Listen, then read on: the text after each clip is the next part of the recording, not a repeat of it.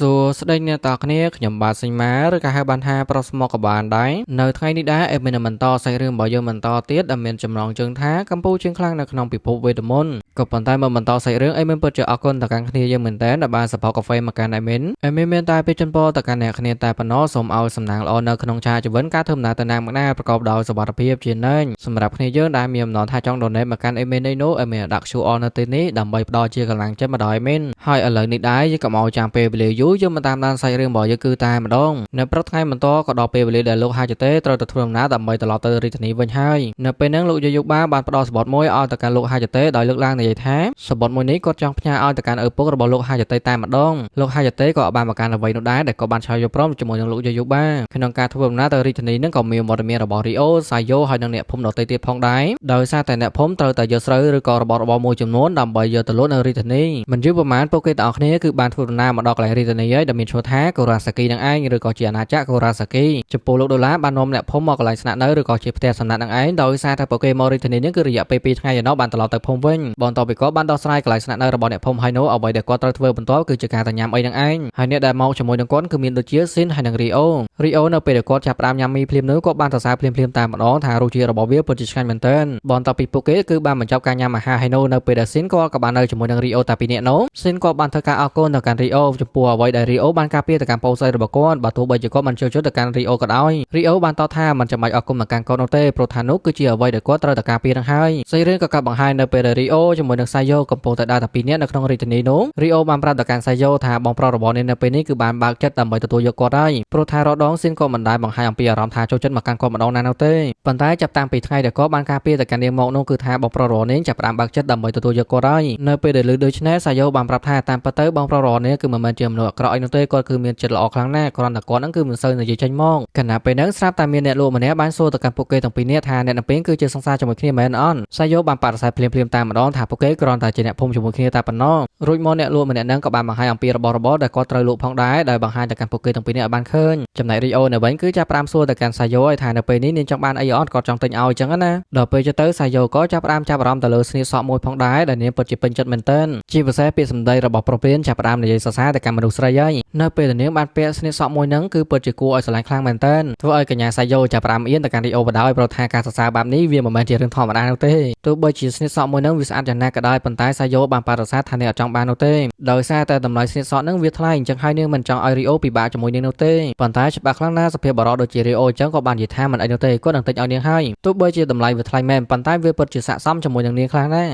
់រីអូបន្ទាប់ពីគាត់បានទិញស្នៀតសក់ឲ្យទៅកាន់សាយ៉ូហើយនោះក៏បានប្រពោសសាយ៉ូដើម្បីត្រឡប់ទៅវិញអីចឹងណាអំឡុងពេលហ្នឹងអ្នកលោកបានខ្សឹបប្រាប់ទៅកាន់សាយ៉ូថាបើសិនជានាងបានលួចស្រឡាញ់ទៅកាន់រីអូមែនណានាងគួរតែប្រឹងឲ្យអស់សមត្ថភាពដើម្បីយករីអូឲ្យក្លាយជារបស់ខ្លួនព្រោះថារីអូគឺជាមនុស្សប្រុសដែលល្អម្នាក់អញ្ចឹងទៅមិនខ្វះនោះទេដែលមនុស្សស្រីតាមស្រឡាញ់ទៅកាន់រីអូនៅក្បែរនោះដែរស្រាប់តែមានព្រឹត្តិការណ៍មួយដោយសារតែមានបរិមម្នាក់កំពុងតែចែកចម្រិតទៅកាន់ក្មេងស្រីម្នាក់ដែលមានឈ្មោះថាខូម៉ូម៉ូរីឯអ្នកការពាររបស់ក្មេងស្រីខូម៉ូម៉ូនៅវិញកំពុងតែជាប់ដៃក្នុងការប្រយុទ្ធអញ្ចឹងហើយមិនអាចជួយបាននោះទេរីអូនៅពេលដែលឃើញបែបនេះក៏បានលូកដៃផងដែរក្នុងការជួយសង្គ្រោះទៅកាន់ក្មេងស្រីដែលមានឈ្មោះថាកូម៉ូម៉ូអ្នកការពាររបស់ក្មេងស្រីកូម៉ូម៉ូនឹងគឺទើបតែរួចដៃនោះទេអញ្ចឹងហើយនាងពិតជាអរគុណទៅកាន់រីអូមែនទែនដែលបានមកជួយសង្គ្រោះហើយមានសុំហៅទៅកាន់ក្មេងស្រីដែលមានឈ្មោះថាកូម៉ូម៉ូទៅជាម៉ូម៉ូហ្មងទៅឲ្យស្រួលហៅចំណែករីអូក៏បានដឹកដៃរបស់សាយ៉ូដើម្បីទៅកន្លែងស្នាក់នៅវិញព្រោះថាពួកគេក៏មិនចង់នៅទីនេះយូរទៀតដែរអ្វីដែលកាន់តែចៃដន្យនឹងគឺថាម៉ូម៉ូនឹងគឺជាប្អូនស្រីរបស់លោកហាជតេនឹងឯងលោកហាជតេក៏ពិតជាមានការភ្ញាក់ផ្អើលខ្លាំងណាស់បន្ទាប់ពីឪពុករបស់គាត់បានប្រាប់ពីដំណឹងការចាប់ចម្រិតរបស់ម៉ូម៉ូប៉ុន្តែជាសំណាងល្អដោយសារតែមានយុវជនម្នាក់បានជួយសង្គ្រោះទៅកាន់ម៉ូម៉ូបានសម្រាញ់នៅពេលដែលឮដូច្នេះធ្វើឲ្យលោកហាជតេក៏ពិតជាមានអារម្មណ៍ថាធូរទ្រូងមែនទែនព្រោះថាប្អូនស្រីរបស់គាត់អត់មានបញ្ហាច្រើនរួចមកលោកហាជតេបានធ្វើការប្រកល់សម្បត្តិរបស់លោកយាយយុបាឲ្យទៅកាន់ឪពុករបស់គាត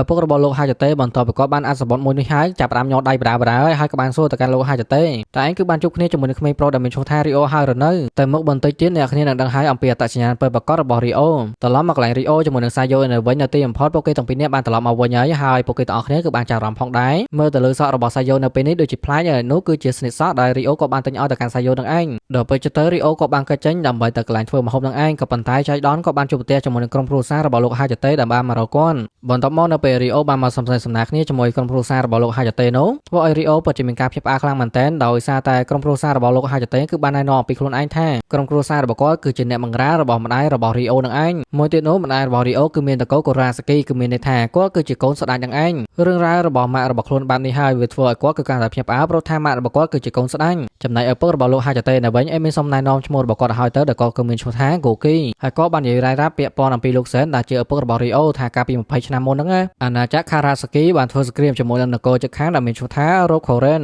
នៅពេលនោះសែនបានស្ម័គ្រចិត្តដើម្បីធ្វើជាទាហានហើយដោយសារតែភាពអង់អាចក្លាហានឬក៏ភាពក្លាហានរបស់គាត់អីហ្នឹងស្ដេចនៅពេលបច្ចុប្បន្ននេះបានប្រទានបុណ្យស័ក្តិឲ្យទៅកាន់សែនធ្វើជាអ្នកចម្បាំងអភិជនដោយសារតែបែបឡងហើយគាត់ក៏ចាប់ផ្ដើមមានចំនួនជាមួយនឹងសែនតែម្ដងក៏ប៉ុន្តែសមត្ថភាពរបស់គាត់មិនអាចយកឈ្នះទៅកាន់សែនបាននោះទេដោយសារតែបែបឡងហើយឋានៈរបស់សែនគឺកាន់តែកើនឡើងធ្វើជាអ្នកចម្បាំងការពារទៅកាន់គ្រួសាររាជវង្សចាប់តាំងពីពេលនោះមកសែនគឺបានចំណាយពេលជាច្រើននៅជាមួយនឹងអាយ៉ាមេធ្វើឲ្យអាយ៉ាមេនៅពេលនោះគឺចាប់ផ្ដើមស្រឡាញ់ទៅកាន់សែនតែម្ដងមិនយូរប្រហែលសង្គ្រាមរវាងអាណាចក្រទាំងពីរក៏ចាប់ផ្ដើមត្រូវបានបញ្ចប់ដោយការចរចានៅក្នុងកម្មវិធីជប់លៀងស្ដេចដែលមកពីអាណាចក្ររេខូរ៉េនក៏ចាប់ផ្ដើមចាប់អារម្មណ៍ទៅកាន់អាយ៉ាមេដែលខ្លួនគឺពិតជាចង់បានទៅកាន់អាយ៉ាមេធ្វើជាប្រពន្ធរបស់ខ្លួនឯងខ្លាំងមែនទែនដូច្នោះហើយក៏បានបញ្ជាទៅកាន់កូនចៅរបស់ខ្លួនដើម្បីទៅចាត់ចម្រិតទៅកាន់អាយ៉ាមេក៏ប៉ុន្តែពិតជាសោកស្ដាយមែនទែនដោយសារតែសែនគឺបានចេញមកការពារទាន់បន្ទាប់ពីចាត់ចម្រិតមិនបានសម្រេចនោះក៏ស្រាប់តែស្ដេចម្នាក់នោះចាប់ផ្ដើមមានលក្ខខណ្ឌចំនួន2តែម្ដងបើសិនជាចង់បញ្ចប់សង្គ្រាមលក្ខខណ្ឌទី1គឺត្រូវតែសម្លាប់ឬក៏ប្រហារជីវិតរបស់សែនលក្ខខណ្ឌទី2គឺត្រូវតែប្រគល់កូនស្រីដើម្បីឲ្យរៀបការជាមួយខ្លួននឹងឯង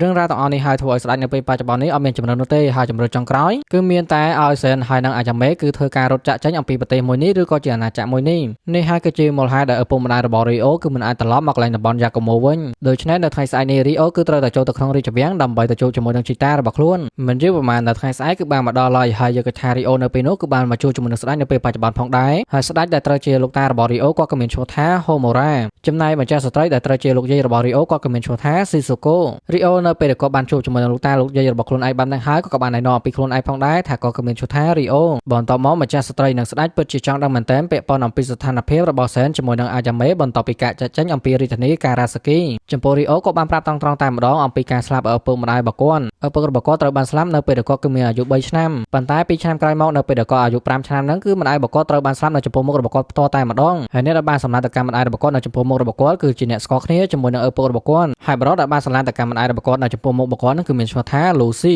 មុនពេលកាត់ហើយម្ដាយរបស់គាត់បានចេញទៅខាងក្រៅដើម្បីទៅទិញម្ហូបហើយទៅគាត់នៅក្នុងផ្ទះក៏ប៉ុន្តែមិនទាន់បានប្រមាណផងក៏ស្រាប់តែអាប៉ែលូស៊ីបានមកដល់ហើយក៏បានគោះទ្វារសុំចូលទៅខាងក្នុងគ្រាន់តែគាត់បានបើកទ្វារភ្លាមស្រាប់តែអាប៉ែលូស៊ីបានវាយប្រហារមកកាន់គាត់ភ្លាមតែម្ដងមិនត្រឹមតែប៉ុណ្ណោះទេវាថែមទាំងយកអ្វីមួយដើម្បីបញ្ច្រកចូលពោះរបស់គាត់ទៀតអំឡុងពេលហ្នឹងម៉ាក់របស់គាត់បានត្រឡប់មកវិញហើយនៅពេលដែលឃើញស្ថានភាពបានហ្នឹងក៏បានចូលមកជួយក៏ប៉ុន្តែជាលទ្ធផលអាប៉ែលូស៊ីបានធ្វើការសម្លាប់ទៅកាន់ម្ដាយរបស់គាត់នៅចំពោះមុខរបស់គាត់ផ្ទាល់តែម្ដងរួចមកនៅពេលដែលគាត់បានភ្ញាក់ដឹងខ្លួនវិញគាត់ក៏បានដឹងភ្លាមតែម្ដងទីតាំងដែលគាត់កំពុងតែស្ថិតនៅហ្នឹងគឺជាកន្លែងតំបន់អាណាធិបតេយ្យដែលស្ថិតនៅក្រោមការគ្រប់គ្រងរបស់អាណាចក្របេត្រុំចំពោះរីអូក៏បានធ្វើការនិយាយបន្តទៀតផងដែរពាក់ព័ន្ធអំពីរឿងរ៉ាវរបស់គាត់ពាក់ព័ន្ធអំពីរឿងរ៉ាវរបស់រីអូមានអត់ចង់និយាយច្រើនទៀតទេព្រោះថាយើងដឹងហើយការពិភាក្សាទី1រហូតដល់ភាគទី3នឹងឯងស្ដេចនិងម្ចាស់ស្ត្រីពិតជាបារម្ភឬក៏អាណិតទៅកាន់រីអូមែនទែនពាក់ព័ន្ធអំពីរឿងរ៉ាវដ៏ជូរចត់របស់រីអូបន្តមកទៀតស្ដេចបានធ្វើការសួរទៅកាន់រីអូថាឯងគឺមានបំណងថាចង់សងសឹកឲ្យទៅកាន់ម្ដាយរបស់ខ្លួនឬក៏អត់រីអូក៏បានតបទាំងមើលថាគាត់ត្រូវតែសងសឹកឲ្យទៅកាន់ម្ដាយរបស់គាត់ឲ្យតទៅបានបើទោះបីជាដឹងថាសមត្ថភាពរបស់គាត់គឺមិនអាចយកឈ្នះទៅកាន់បរិបទដែលមានឈ្មោះថាលូស៊ីក៏ដោយក៏ប៉ុន្តែគាត់នៅតែសងសឹកដល់ពេលចឹងទៅស្ដេចក៏បានប្រាប់ទៅកាន់រីអូផងដែរថានៅពេលនេះគាត់មានបំណងថាចង់ឲ្យលោកគូគីគឺជាអ្នកបង្ហាញទៅកាន់រីអូពាក់ព័ន្ធអំពីការប្រយុទ្ធ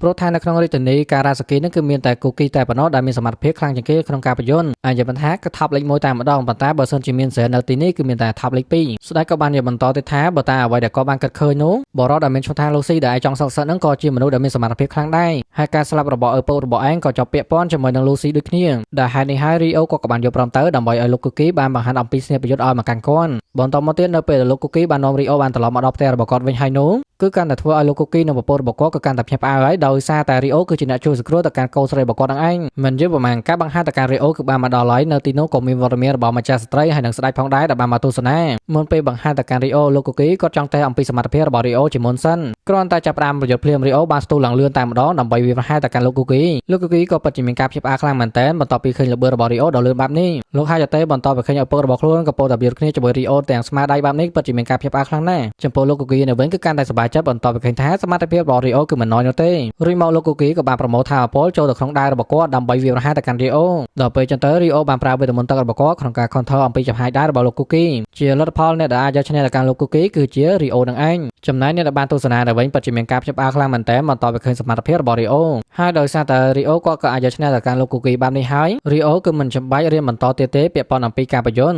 រីអូបានប្រាប់ថាមូលហេតុដែលគាត់បានចេះក្បាច់ប្រយុទ្ធអីហ្នឹងដោយសារតែគាត់បានរៀនអំពីអាណាចក្របេត្រុំនឹងឯងក្រោយមកទៀតស្ដេចបានធ្វើការសួរទៅកាន់រីអូថានៅពេលនេះតើរីអូគាត់ចង់ធ្វើអ្វីដែររីអូបានប្រាប់ថាគោលដៅរបស់គាត់នៅពេលនេះគឺចង់ត្រឡប់ទៅភូមិរបស់លោកយាយូបាសិនដោយសារតែគាត់ចង់ជួបគ្នាជាមួយនឹងប្អូនស្រីចដូនមួយរបស់គាត់ចំពោះស្ដេច នៅពេលហ្នឹងអបានហាងខុសនោះទេក៏បានអនុញ្ញាតឲ្យរីអូបានត្រឡប់ទៅវិញទៅនៅទីបំផុតអ្នកភូមិគឺបានត្រឡប់មកដល់ភូមិរបស់ពួកគេវិញហើយរូរីបានសួរទៅកាន់សៃយ៉ូថាឯណាទៅរីអូមិនក៏ឃើញអញ្ចឹងសៃយ៉ូបានប្រាប់ថានៅពេលនេះរីអូក៏កំពុងតែធ្វើការសំពះនៅកន្លែងភ្នូឪពុកម្ដាយរបស់គាត់ចំពោះរីអូក៏បានស្បត់សច្ចានៅចំពោះភ្នូឪពុកម្ដាយរបស់គាត់ផងដែរចាប់ពីពេលនេះទៅកូននឹងរស់នៅតាមលំដាប់លំដោយនិងការពារទៅកាន់មនុស្សដែលមានតម្លៃនៅជុំវិញខ្លួនរបស់កូនដូច្នេះកូនត្រូវតែឆ្ពោះទៅខាងមុខជាដរាបតែម្ដងអូខេអ្នកទាំងគ្នាសាច់រឿងរបស់យើងកំពុងជាខ្លាំងនៅក្នុងពិភពវេទមន្តនៅភាគទី8គឺការចាប់នៅត្រឹមនឹងឯងហើយបើចង់ដឹងថាភាពបន្តទៅមុខទៀតវាទៅជាយ៉ាងណានោះកុំភ្លេចតាមដានជាមួយមីមបន្តទៀតណាម្យ៉ាងទៀតសម្រាប់គ្នាយើងដែលមិនទាន់បានចូលក្រុម Telegram របស់មីនោះទេគឺចូលឲ្យទៅព្រោះថារកដំណឹងផ្សេងៗអេមីនតែតម្លាក់ចូលក្រុមហើយជាចុងក្រោយអេមីនមិនតែពីជូនពរទៅកាន់អ្នកគ្នាតែប៉ុណ្ណោះសូមឲ្យសំណាងល្អនៅក្នុងឆាជីវិតការធ្វើដំណើរទៅ